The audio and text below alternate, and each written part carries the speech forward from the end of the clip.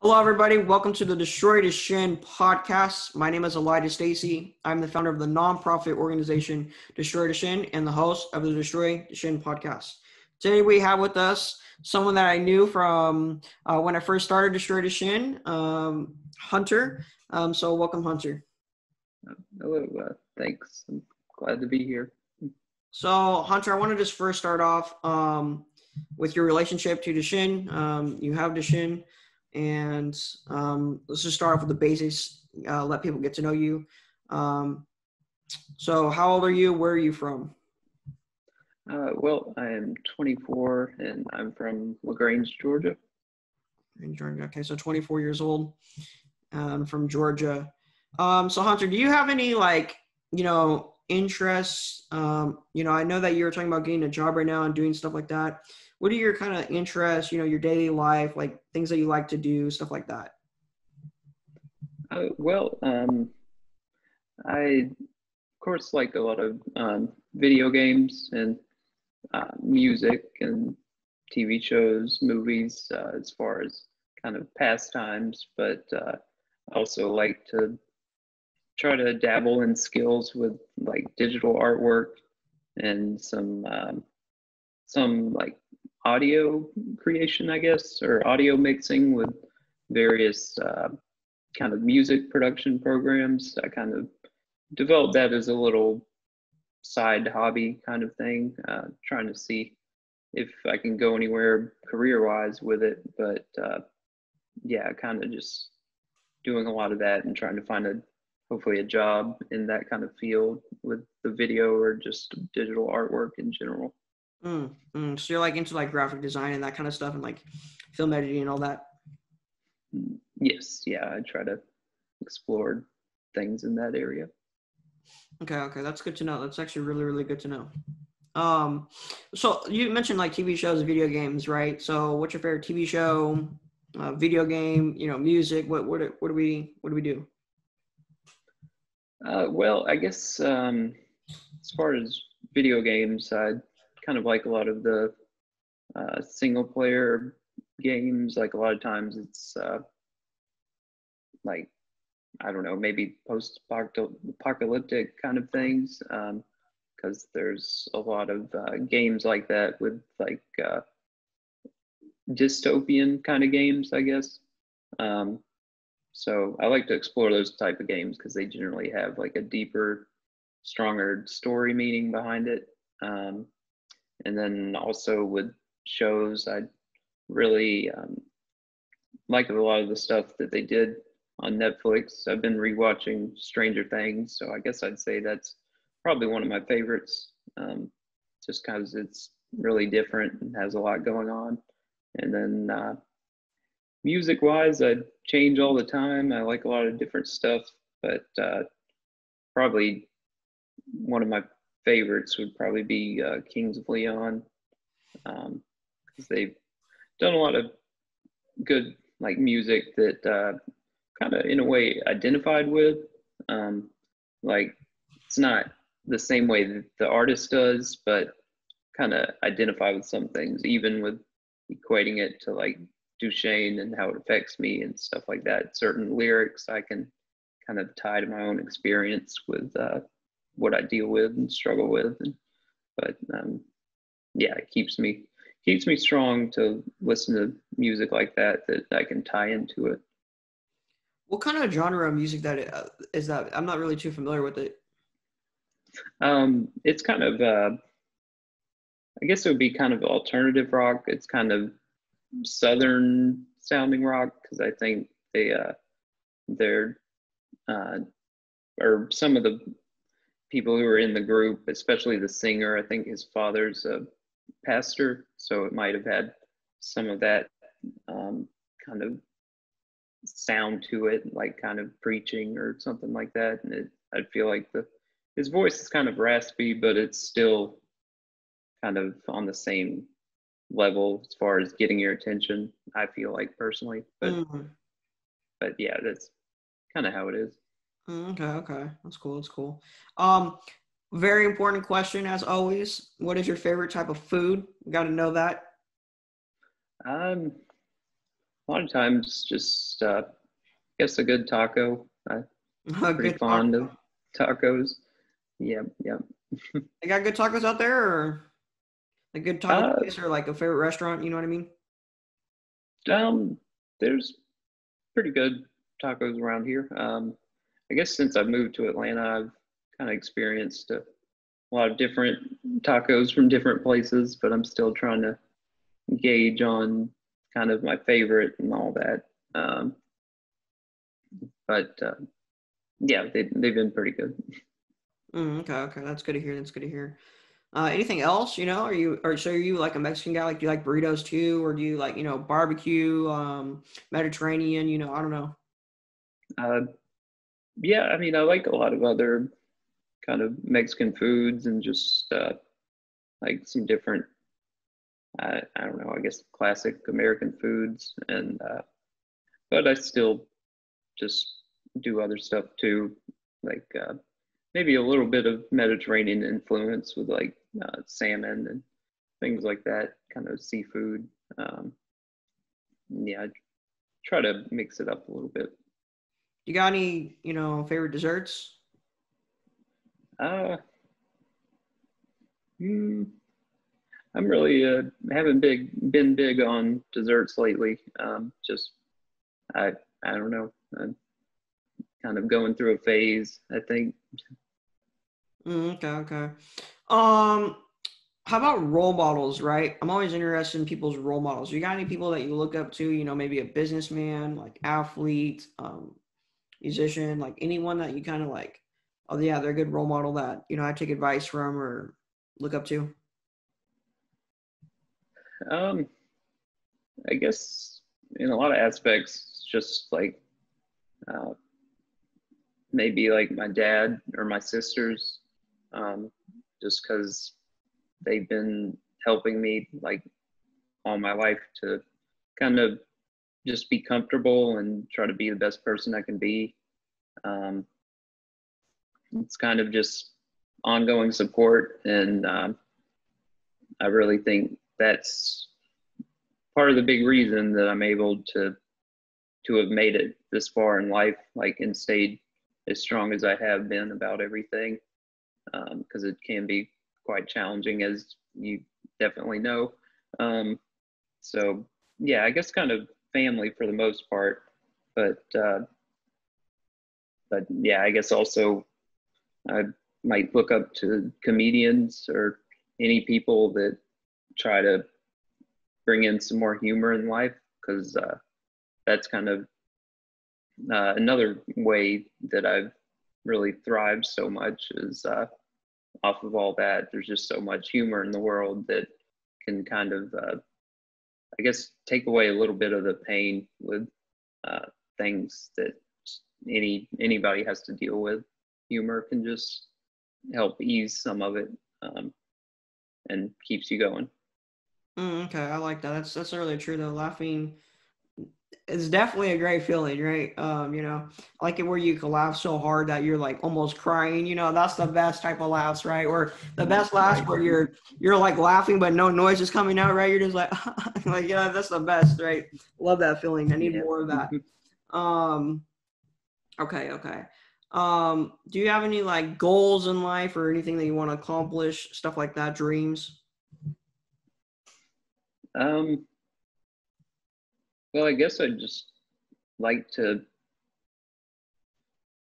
I mean, I guess one of my main goals is just to try to do something that benefits people with Duchenne or uh, people with disabilities, as far as um, like equality, maybe have more awareness and have more understanding around a lot of the different situations people find themselves in. And I don't know, like do something to maybe just teach people or educate people more on the matter. And I've thought about different things. My sister even before was talking about writing children's books that promote equality for people with disabilities, and that go through different things. And I mean, also, I'm in school. I made a little animation video that kind of showed a little bit about like what Duchenne is and what it does, and symptoms and things like that. So that was kind of a little informational video I've made in the past. So, but just if I could have something like that to actually become more noticed than it is right now, if that makes sense. Yeah, no, it totally does. I'd like to see that video. I think that'd be pretty cool. See that, and perhaps we could even post it or do something with it. If you want to do that, but I think that'd be kind of cool, right, to show it to more people. How was your school experience like? As far as college, I guess we'll start at high school and then college, kind of go up from there. Okay. Well, I guess high school was pretty.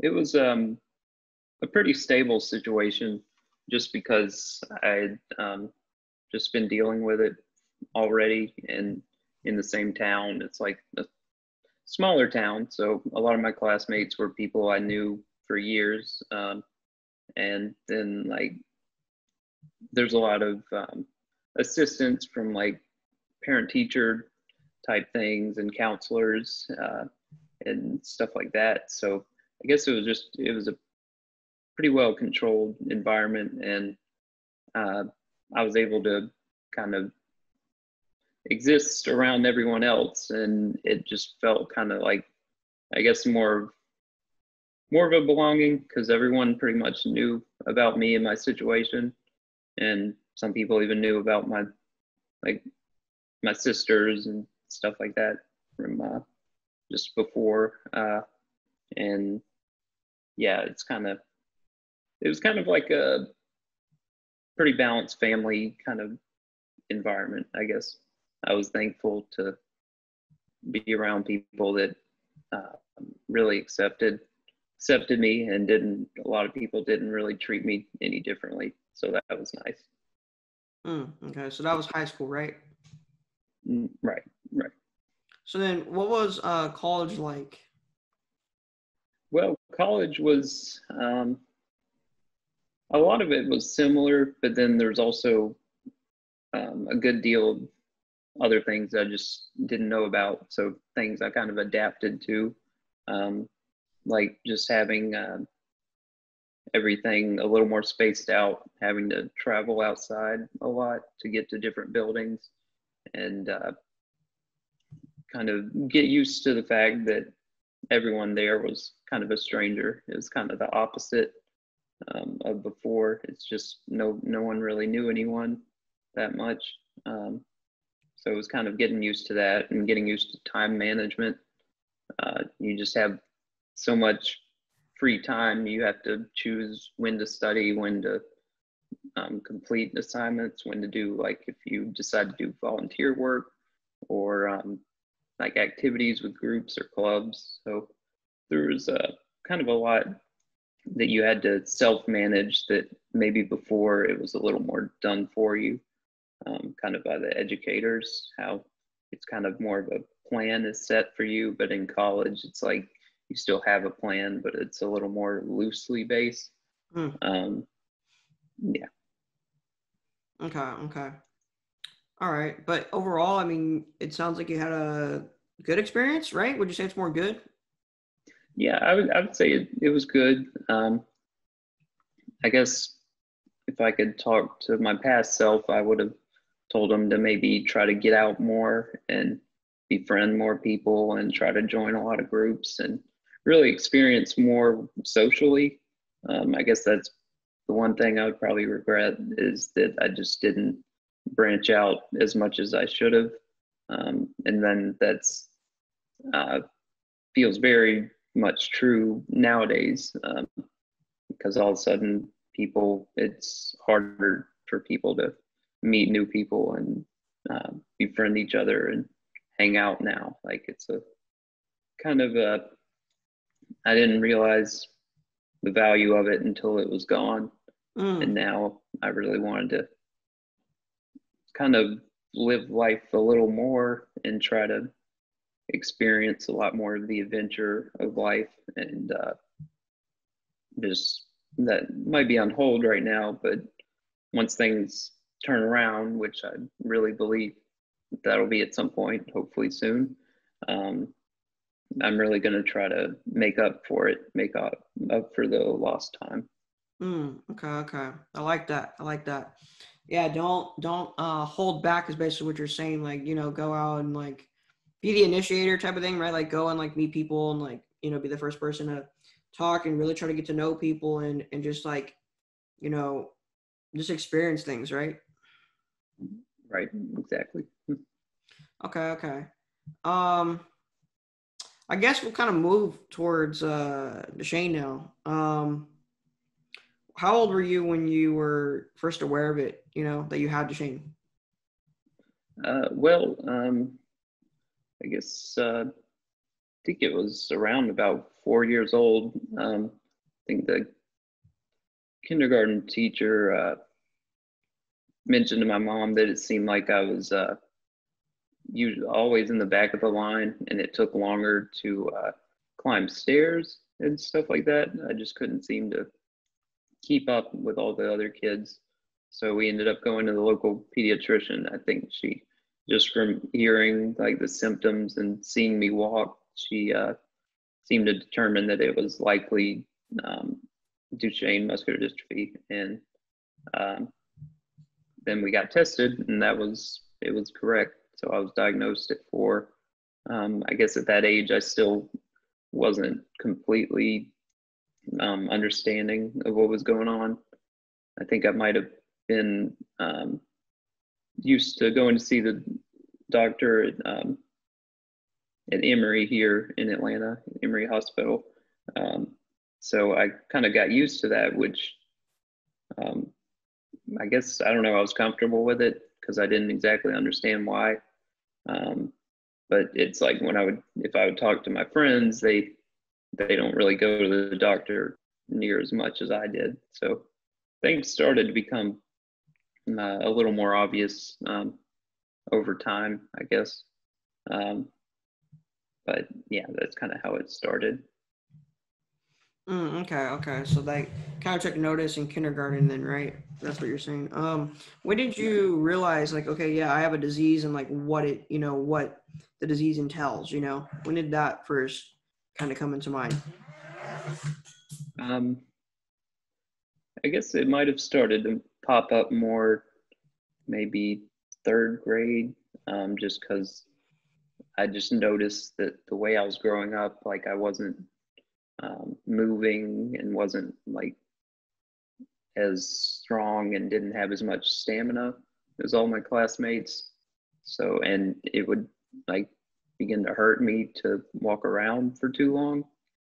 And of course, I was fighting it like crazy. I didn't want any attention drawn to me. I didn't want any extra things to really get people's attention. I wanted to just kind of blend in like everyone else. So it just was just something I became very aware of, is just that I just wasn't like everyone else. So yeah, I guess about 3rd grade, and then with the medicine I was taking, like I'm taking prednisolone, liquid steroid, and that was kind of making my cheeks puffy, and I was kind of a little upset about that, and I kind of gained some weight and stuff like that. So it was, again, just kind of different from a lot of my friends. So, and then even at the point where the school didn't feel safe with it anymore, so I had to get like a scooter.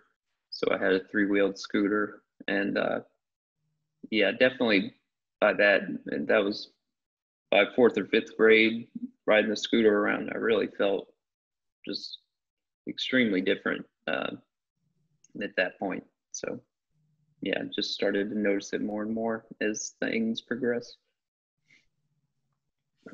Yeah, that's what you just described there is what I want everyone to know. It's like this disease is more than just a wheelchair, right? It's like, you have to take this medicine that makes you, gain weight, and you have to, you get judged, you feel different. It goes a lot deeper than just, oh, you're just in a wheelchair. It's like, no. That is just like the surface level of it, but it goes much deeper.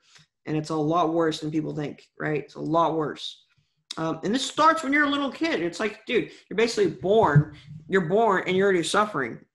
And it's like, and so it's a real serious disease, real serious, with a lot of things a lot of pain and suffering that comes along with it.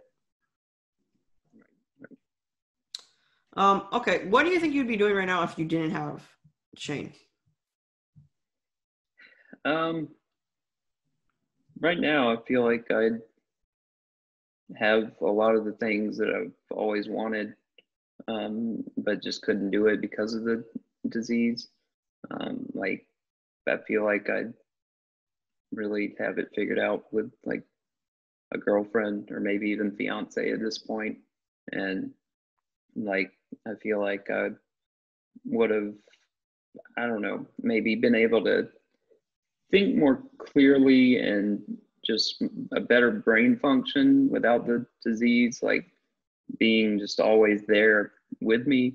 Like I would have had more time to focus on mathematics and really understand it more, and maybe get a better degree and maybe get a job that would be for more of a confident person, I guess. I feel like I know I shouldn't, but I let the disease kind of control what I thought I was capable of. And it's still to this day, it just gets in my head, and I just can't take full control of my brain to really, like, I don't know, effectively do life, I guess, for lack of a better word.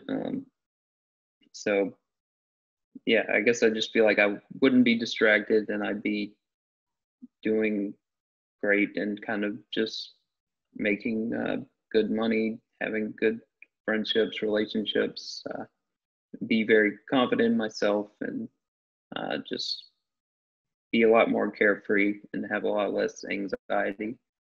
It's kind of how I feel about it. But sometimes I don't know if that's trying to be a little too picky, because I'm trying to make changes right now in the present. But yeah, I like to, sometimes it helps just to imagine what things would be like if they were different. It helps me get a reality check kind of, and keep keep going on. You mentioned anxiety, right? And so how do you think the disease has contributed to that? Like, what do you mean by that? I guess just unnecessary fears, unnecessarily like daily fears, like just simply using the restroom, like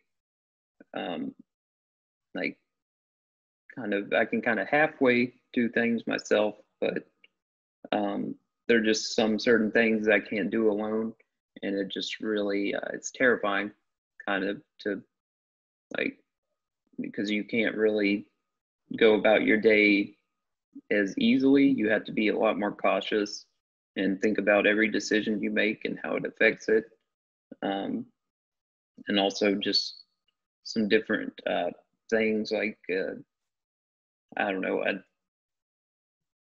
like emergencies. Sometimes I'm not as ready for that. And like right now, I have trouble sometimes with unlocking my door. And I've never even left my apartment because I'm not confident I can lock the door back, and kind of stuff like that. But I guess more than I realized, the restroom kind of fear is really deeply in me. And I just feel like if things were different, I just wouldn't have near as much anxiety. So if that makes sense. Yeah, no, I mean, I totally know what you're saying. It's like you have to worry about things that people take for granted. Right. And so that comes along with the disease. Yeah, no, I mean, you're really speaking a lot of truth right now. You're really talking about the reality of the disease, which I think goes unnoticed. I don't think it's, I mean, I don't think people actually know the reality of the disease. And I think that's really important for people to understand. Right. Exactly. So when you lost your ability to walk, right? You kind of you talked a little bit about the scooter or whatever, but like, you said you felt different. Do you have any other feelings to that? Like when you permanently became dependent on a wheelchair, like how did that ultimately feel? You know what I'm saying? Well, I guess that actually happened like the next year. I guess it was like orientation for 6th grade. I already had the scooter to use for long distances. But yeah, then my dad, just in case, brought the scooter to orientation, and uh, I tried to walk and I just couldn't do it. It just hurt too much, and my body just didn't want to listen to me. And like, yeah, I couldn't move. So I just had to use the scooter. And that was really, I don't know, I guess that was really hard to accept that. And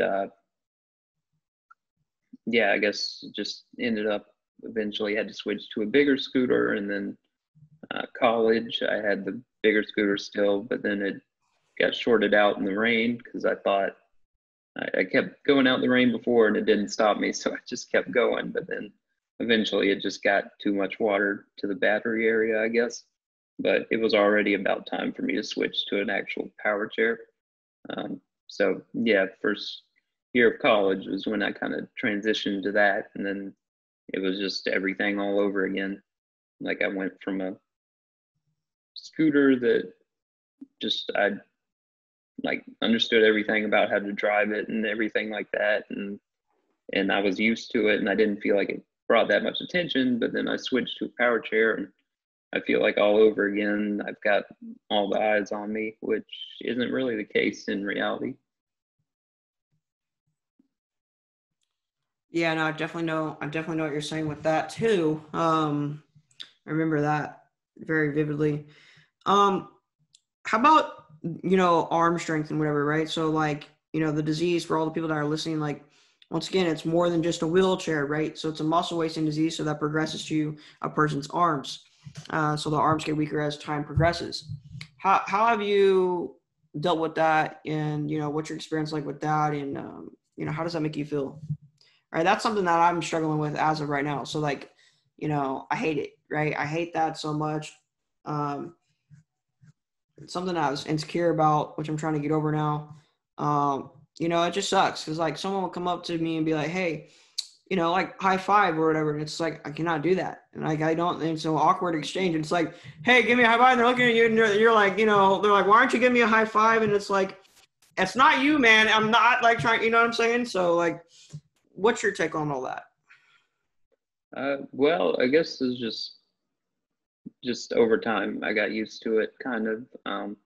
Like still to this day, people will try to put something like for me to grab from them, like especially at school, like if there were papers getting handed out, I always got really bad anxiety before that because like I was trying to figure out how to explain to this other student that like they're gonna have to pass it further to me, and like um, and just if people hand me a phone like to do something, like look something up for them on their phone or something, they have to like really put it right in my lap pretty much. um, but I guess it's just I tried to figure out different ways to um, kind of adapt to use like a different method. Like I have like a little grabber that I like to use a lot. Like if I drop lightweight things, I'm a lot of times able to squeeze the grabber and like pick it up and put it on like a couch or something. Then I have an easier time reaching it. And like maybe with some lights or something, I end up getting my hand like to the wall and like kind of use my fingers like a spider to kind of like spider up the wall to like flip off a light switch or something like that.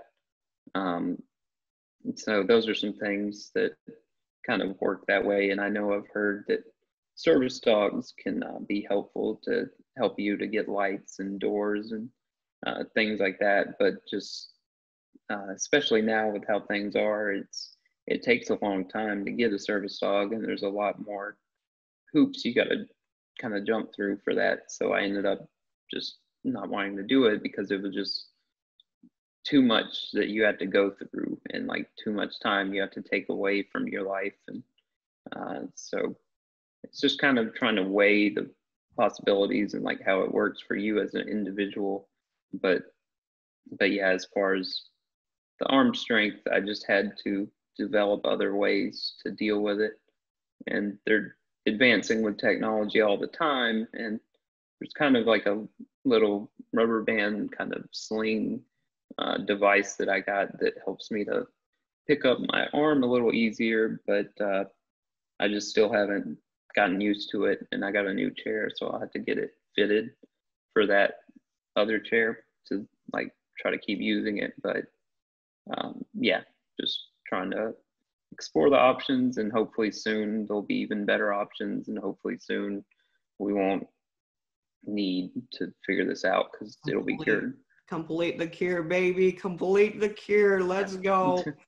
Gotta get it done. We gotta get this done for real. Really? Just for all the future generations, for us now, for everybody, you know, the families impact everybody. Let's talk more about why we need to complete the cure, right? You know, the early death rates, right? You know, the statistics. How do you take that, right? What would you know, what's your take on that? You know, this is like, we're really getting into it now, you know? Well, I guess it was kind of really literally terrifying first. I thought that I was not going to make it past 20 or so. But I had heard. Let's go. I said, you're still here. Let's go. Yeah. So now I'm like a lot more reassured that it's really, it's not a finite like statistic. It can vary. And I've heard of people being even older. I've heard of a guy being 40 something and having Duchenne and still having like a family and everything, and somebody that even was at the point of 50. Granted, some of that might be related to machines assisting with like living, like a trach tube or feeding tube, or kind of some of the spinal fusion surgeries and things like that. And I just think I'm trying to just live the best life I can, and just maybe just see what happens, and be open to the sky's the limit. I don't know, maybe somehow they're changing this to full average lifespan. So just, yeah, keeping on, kind of doing everything one day at a time. Pushing forward 100%. I really like that. I really like that a lot. You know, we've really talked about the reality of the disease, I feel. What is the, if there was one thing, right, out of all the terrible things with Duchenne, what would that one thing be that you hate the most?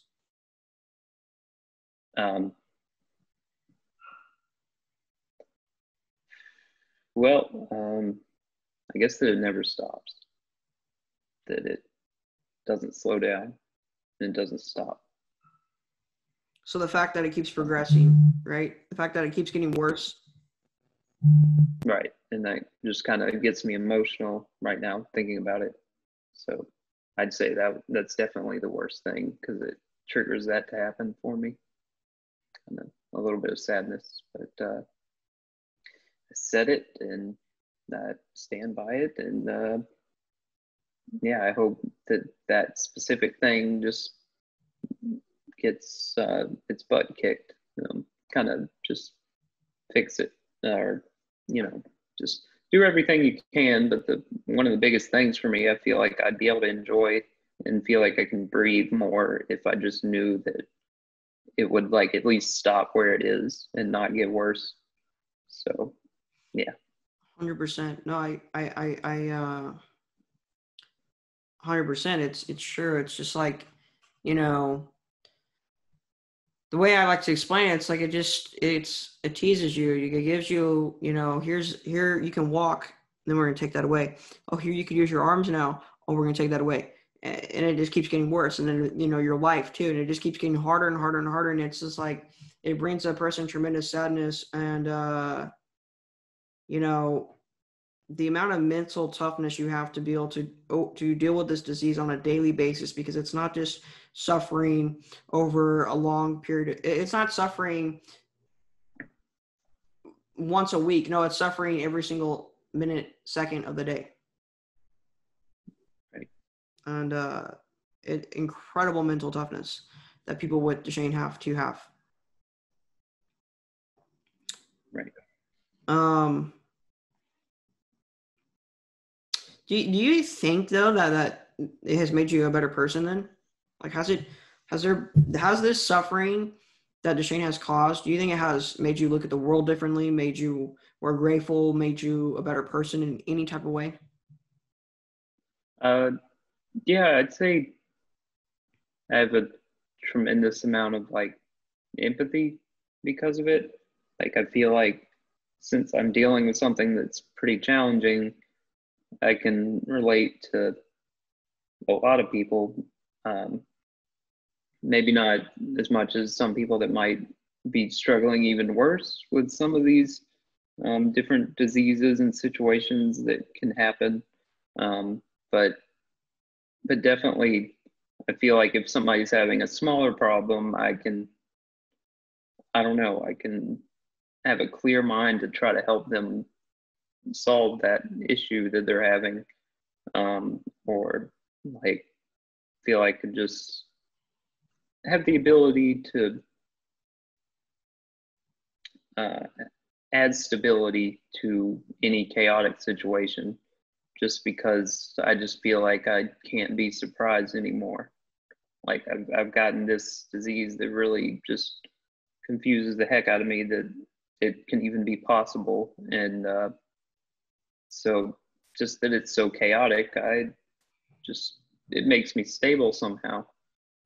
So I like to think of Modest Mouse as an indie rock band that I've liked. And one of their album artworks has a hot air balloon and an anchor.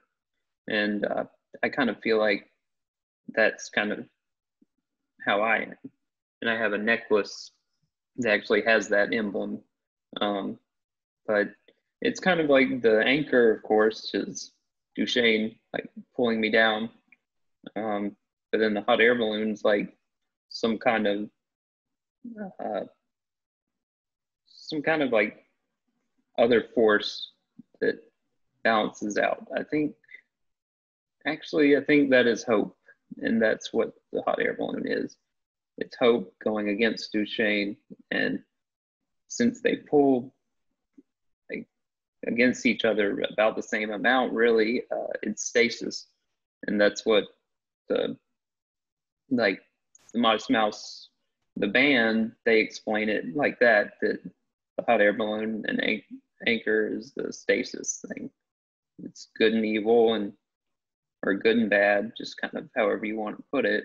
But it really has a strong resonance with me because I really feel like it's something that it really speaks to me, I guess. Yeah, 100%. That's like incredibly deep. That's incredibly deep. How do you think then, like, Destroy Duchenne, right? Like, how has Destroy Duchenne made you feel then? It's kind of, I guess, helped build up and inflate that hope to try to really get the balloon going straight up and just hopefully keep going and just throw the anchor away, just get rid of it completely. Feel like just knowing that you've done this and created this organization that really is becoming a voice in our struggle. Like, there's different things out there, like Muscular Dystrophy Association, Parent Project Muscular Dystrophy, I believe, and some other things like that. They're out there, but a lot of them it's people speaking for people with it, and it's just such a, like, I don't know, such a powerful movement to have people that are actually struggling with it, to be like right in the lead of just getting this cure.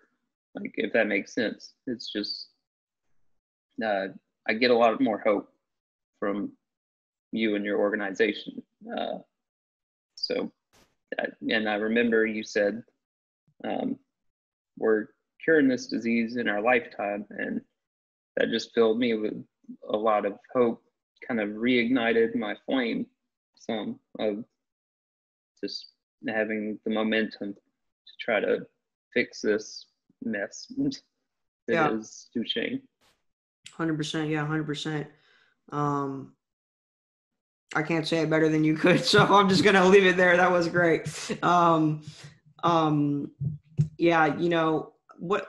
I guess my last question I have for you, which I think would be really good, is what is something that you want other people to understand about Duchenne? I guess I'd want other people to understand that just because somebody has Duchenne and like functions different and looks differently from you, it's like we're just like anybody else. There's no way people need to change the way they speak to us, or like, if, I mean, just some people that just make certain assumptions. It's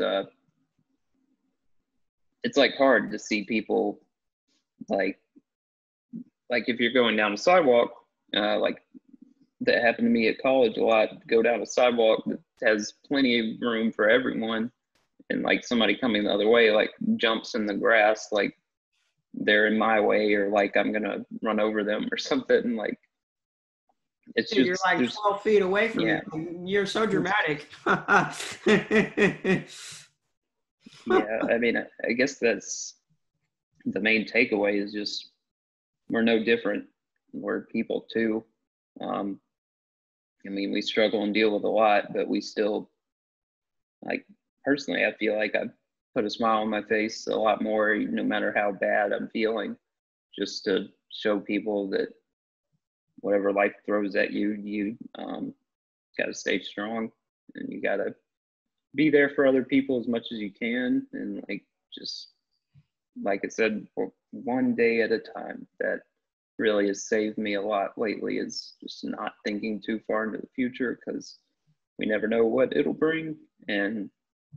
But I'm really, I want to do something to contribute to changing this where no one else will have to deal with it.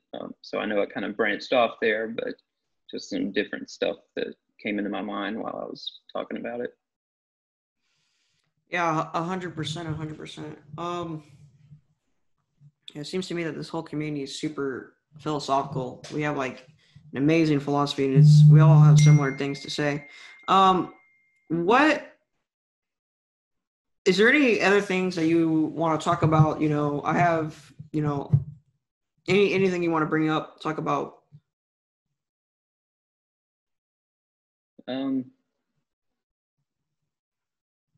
Well, no, I think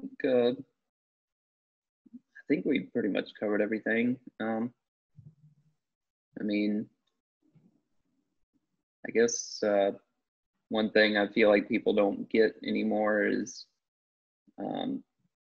just because someone's in a wheelchair doesn't mean they're not capable of everything anyone else is. Like, if somebody ever asks, like, how do you use the bathroom? And you're like, I use the restroom like anybody else. So I need help getting to where I need to go and stuff like that. And like romance, just because you're in a wheelchair doesn't mean you're incapable of intimacy and romance, and just doesn't mean that you can't have like what everyone else has. Like, a lot that is obtainable for anybody else is still obtainable for somebody in a different situation. You just got to go about it differently. So yeah, I guess I just feel like that was another thing, just trying to think of things people have asked me. They've asked me, how do you use the bathroom? They've asked me, like, they just assume it's paralysis, and they're just like, you, like, why are you even trying to, like, date people or something, or something like that? Just like things that have just come across, and it's just really confusing how people can mix that up and just make so many assumptions. So I guess that's just what I'm trying to fight for too, is like, don't try to poke fun or make fun of people that are struggling or have a different situation, because you really just don't understand what they're going through. And it's just better in general to treat everyone with respect. Like, I like humor, but I don't like just trashing somebody just because they're different, if that makes sense. Like, just things that haven't happened too much in my life, but I'm sure it's happened many times, and it'll keep happening until people really open their eyes. And maybe just, if they just assume all these things, why not just ask a person that's in that situation, and they can explain things in a way that you can understand, and just ask, don't just make fun. So that's just one last thing that was on my mind, I guess. Yeah. I totally see what you're saying. I think that's good for everybody, just respecting people more and not trying to treat people differently because they're different, right? That doesn't even make sense. Like, why would you do that? Really, and it hurts the person that is going to treat someone differently, because it's like, now you're losing on a possible friendship and a good time. So it's a lose-lose, So, yeah. Anything else, or?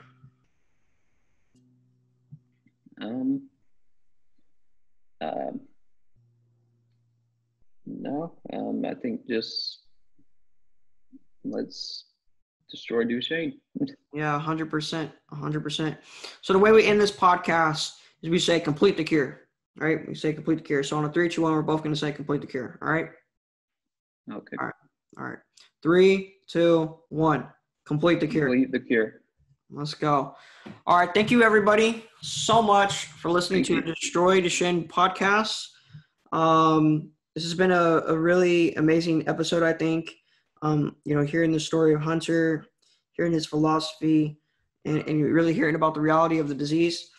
So if you want to learn more, go to destroyduchenne.org and you can listen to other podcasts, hear other stories. We're going to go and follow us on Instagram, Twitter, Facebook, all those good places. And that's the best place to stay up to date. So go and do that. And just thank you so much. Let's destroy Duchenne.